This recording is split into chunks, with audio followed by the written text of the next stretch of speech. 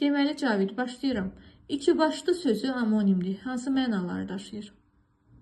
Müəllim, bir var heyvanın iki başlı olmağı, hətta iki başlı insan, bir də var iki başlı danışan. Yəni nə demək, gah bu söz desin, gah o bir söz desin. Mənanı başa düşmüsən? Əla. Zindan sözü necə amonimdir? Zindan. Müəllim, bir var birini zindana bağlamaq, yəni məhbus buraxmaq. Bir də var zindan, nə demə müəllim?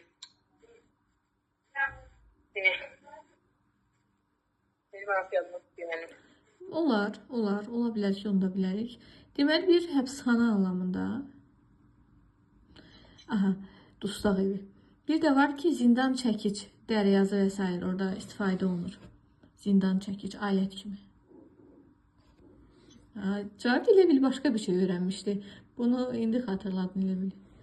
Aha, yaxşı olsun Cavid. Cavid, riyakarlıq sözünün antonimi.